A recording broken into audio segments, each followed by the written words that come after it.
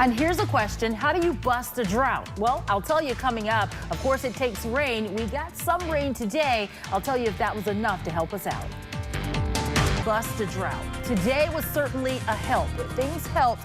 Of course, whenever you get rain, it adds to the soil moisture content and it helps. Now for us, how much do we really need to help us out in this situation? We've been showing you this map. We're now in abnormally dry conditions all throughout the central Midlands. So for areas, I'd say south of Charlotte, north of Columbia, a little over to the west, 3 to 6 inches. So not so bad for them. But once you start to take yourselves over to parts of the upstate, we're talking 12 to 15 inches needed in areas near Pickens County and Anderson County. All of these areas, Oconee County, they're really seeing that extreme drought in place. Areas down, I'd say, just a bit west of Augusta into Georgia, that area probably desperately needs somewhere between 9 and 12 inches in order to remove us from the drought or to end this status that we're in as of right now.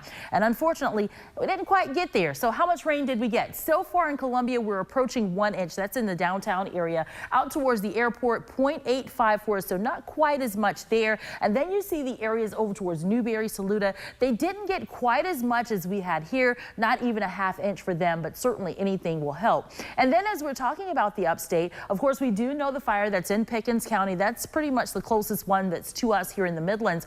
It did get some rain today, so that right flank of it should certainly have some type of help from this. This takes us back 12 hours, and you can see as the day started, they did get 1 or 2 rounds of decent showers. The heaviest rain at this hour now starting to move into North Carolina, Bennettsville getting hammered into Florence, Pleasant Hill, Myrtle Beach seeing some of the heaviest showers. And again, we could deal with 1 or 2 more rumbles of thunder before it's all said and done. We're now looking at our future forecast. We're looking at about midnight, just after or so. Notice how you start to see 1 or 2 lines almost back building. Well, what we have, an area of low pressure that's kind of spinning right through the state or off the coast. It allows for some of that moisture to kind of spin back towards us. As that happens, it allows for that rain to continue to kind of flow over us. So even as we go into about 7:30 tomorrow morning, we're still looking at some rain across the area.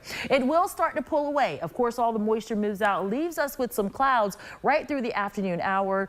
That's why we have to go with mostly cloudy skies. So it looks like it won't clear out immediately, but it will, of course, start to move out by the afternoon hours. We're looking at 40 overnight tonight and then 60 tomorrow, 69 for your